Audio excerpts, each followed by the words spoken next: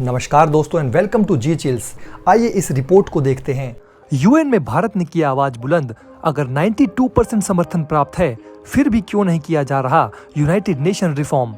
रुचिरा कंबोज जी, जो United Nations में भारत की परमानेंट रिप्रेजेंटेटिव हैं, वे यूनाइटेड नेशंस रिफॉर्म के लिए हार मानने को तैयार नहीं हैं। उन्होंने ठान लिया है कि अपने कार्यकाल में ही भारत को परमानेंट सीट दिलाकर दम लेंगी और इसके लिए वो पूरी ताकत लगा रही है, जो पहले कभी नहीं देखा गया था।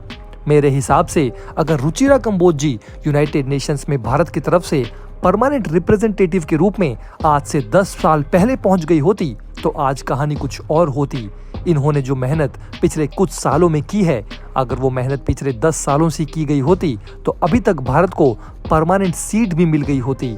हम अपने चैनल जी चिल्स पर पिछले कुछ सालों से लगातार रुचिरा कंबोज जी को फॉलो कर रहे हैं और आप सभी को यूएन और यूएनएससी से जुड़े लगभग तमाम अपडेट देने की कोशिश की है। इनके कार्यकाल में जबरदस्त स्ट्रेटेजिक प्लानिंग देखने को मिला है, जो ये साफ दर्शाता है कि ये एक लॉन्ग टर्म विजनरी लीडर हैं। इन्होंने यूनाइटेड नेशंस को बदलाव के लिए जबरदस्त तरीके से प्रिपेयर किया है, जो पहले केवल बातचीत और डॉक्यूमेंट तक ही सीमित रह जाता था। रुचिरा जी हम सभी के लिए भी इंस्पिरेशनल और मोटिवेशनल फिगर हैं। इन्होंने जबरदस्त रेजिलियंस दिखाते हुए बताया है कि कोई भी बड़ा काम बेहद डिटर्मिनेशन के साथ धीरे धीरे किया जाता है। हालांकि कई मौके पर यूएन में ये भारत के लिए बेहद एग्रेसिव हो चुकी है और P5 देशों को फटकार भी लगा चुकी है, इसलिए इन्हें भारत में शेरनी का भी दर्जा दिया जाता है।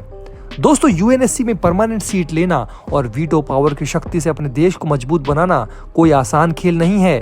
इसमें भी और कई सालों की मेहनत लग सकती है, क्योंकि आप दुनिया के 5 सबसे ताकतवर देशों से उनकी पावर छीनने की कोशिश कर रहे हो। कोई भी देश फ्री में कुछ भी देने को तैयार नहीं, तो फिर ये लोग आपको वीटो पावर आसानी से कैसे दे देंगे। आज वीटो पावर के कारण इनकी दुनिया में मोनोपोली है। ये जमकर हथियार बेचते हैं और नियम कानून तोड़ते हुए कमजोर टेरिटरी पर कब्जा करते हैं। इसका उदाहरण हमने गाजा, यूक्रेन और तिब्बत जैसे इलाकों में देखा है। लेकिन भारत का प्रयास जारी रहेगा। हम अपने चैनल पर भी आवाज उठाते रहेंगे। पूरा यकीन है कि हमारा देश एक दिन वीटो पावर लेकर रहेगा और इससे जुड़े आपको समय समय पर अपडेट देते रहेंगे। स्क्रीन पर आप देखिए 2015 में कैटेगरीज ऑफ मेंबरशिप को लेकर एक फ्रेमवर्क डॉक्यूमेंट आया था, जिसकी डिटेल हमने आपको स्क्रीन पर दिखाई है। वैसे तो आप सभी जानते हैं यूनाइटेड नेशंस में टोटल मेंबर्स की संख्या 193 है, लेकिन इसमें से केवल 122 मेंबर स्टेट्स ने इस फ्रेमवर्क डॉक्यूमेंट को लेकर अपना पोजीशन सबमिट किया था। मतलब यूनाइटेड नेशन रिफॉर्म वाले फ्रेमवर्क डॉक्यूमेंट में 122 देशों ने हिस्सा लिया था, जिसमें से 113 मेंबर स्टेट्स ने कहा था कि यूएनएससी के परमानेंट और नॉन परमानेंट दोनों सीटों के लिए एक्सपेंशन की जरूरत है। ये एक अभूतपूर्व सफलता थी, क्योंकि तकरीबन 92% समर्थक सीटों के एक्सपेंशन के लिए था। ये एक बहुत ही जबरदस्त बहुमत थी। इसी बहुमत का हवाला देते हुए रुचिरा कंबोज जी ने कहा है कि हम यूनाइटेड नेशन सिक्योरिटी काउंसिल के सीटों का एक्सपेंशन डेमोक्रेटिक तरीके से कराना चाहते हैं, लेकिन फिर भी कुछ ऐसे देश हैं जो इसे नॉन डेमोक्रेटिक बता रहे हैं। जो देश बहुमत में नहीं है, जो माइनॉरिटी में हैं, जैसे कि पाकिस्तान जैसे खुराफात देश, ये लोग यूएनएससी के परमानेंट कैटेगरी में एक्सपेंशन नहीं चाहते। अब सवाल है कि यूनाइटेड नेशंस बहुमत की आवाज सुनेगी या फिर माइनॉरिटीज के मनमाने को मानेगी। द यूनाइटिंग फॉर कॉन्सेंसस यानी यूएफसी ग्रुप, जिसमें पाकिस्तान और चीन जैसे गिने चुने देश शामिल हैं, ये लोग सिक्योरिटी काउंसिल में न्यू परमानेंट मेंबर्स के क्रिएशन को लेकर विरोध करते हैं। इनका मानना है कि सिक्योरिटी काउंसिल में टोटल 26 सीट होंगे और केवल नॉन परमानेंट सीट का ही एक्सपेंशन किया जाएगा। कंबोज जी ने जोर देकर कहा कि केवल कुछ मुट्ठी भर देश इसका विस्तार नहीं चाहते हैं। परिषद में ये एक आम धारणा बन गई है कि स्थायी श्रेणी में विस्तार अलोकतांत्रिक होगा। उन्होंने सवाल किया कि हम ये नहीं समझ पा रहे हैं कि जिसे अधिकांश देश समर्थन कर रहे हैं वो अलोकतांत्रिक कैसे होगी। उन्होंने ये भी कहा कि कुछ ऐसे मेंबर हैं जो परमानेंट सीट का विस्तार नहीं होने देना चाहते। केवल अस्थायी श्रेणी में विस्तार करने से समस्या का समाधान नहीं होगा, स्थायी श्रेणी में भी विस्तार करना होगा। दोस्तों, इस वक्त भारत ग्लोबल साउथ को लीड कर रहा है। यूनाइटेड नेशंस के ज्योग्राफिकल एंड डेवलपमेंट डाइवर्सिटी को देखते हुए अब रिफॉर्म की जरूरत आ गई है और इसे लेकर भारत ने हाल ही में G4 मॉडल प्रस्तुत किया था। G4 मॉडल के अनुसार भी टोटल 25-26 सीट होने चाहिए, जबकि वर्तमान में टोटल 15 सीट ही है। G4 मॉडल के अनुसार टोटल 6 नई परमानेंट सीट ऐड होनी चाहिए और इसमें टोटल 4 या 5 नए नॉन परमानेंट मेंबर्स ऐड होने चाहिए।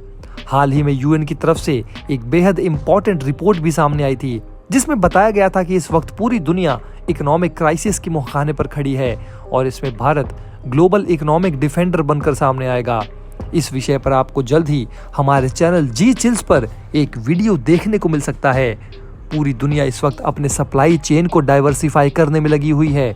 ऐसे में मैन्युफैक्चरिंग को लेकर टॉप एमएनसीज के लिए हमारा देश भारत एक जबरदस्त ऑल्टरनेटिव बनकर सामने आया है। भारत के ग्रोइंग मार्केट और रैपिड ग्रोथ का कोई इग्नोर नहीं कर सकता, लेकिन फिर भी यूएन की आंखें नहीं खुलेंगी। हम लगातार कई पैरामीटर पर जबरदस्त प्रदर्शन दिखा चुके हैं। सबसे बड़ी जनसंख्या और सबसे बड़ी डेमोक्रेसी होने के बावजूद हमें हमारे हक से दूर रखा जा रहा है। ये दुनिया की पीस और सिक्योरिटी के लिए अच्छा नहीं है। इसी कारण अब भारत ने पीस कीपिंग मिशन के लिए अपने फंडिंग में कटौती शुरू कर दी है। हालांकि एक बात मैं जरूर कहना चाहूंगा कि ह्यूमन इंडेक्स डेवलपमेंट की लिस्ट में हमारा भारत काफी पीछे है। ये देखकर हमें काफी दुख होता है। ग्लोबल ह्यूमन डेवलपमेंट इंडेक्स की लिस्ट में भारत का स्थान 134 है। यहाँ तक कि बांग्लादेश, चीन, श्रीलंका और भूटान जैसे देश भी हमसे काफी ऊपर हैं। पुअर ह्यूमन डेवलपमेंट इंडेक्स के कारण ये साफ होता है कि आपके देश में इक्वालिटी नहीं है। कुछ लोग काफी अमीर हैं, जबकि कहीं ज्यादातर लोग बहुत गरीब हैं। एजुकेशन, हेल्थ और पर कैपिटा इनकम को बेहतर करना होगा।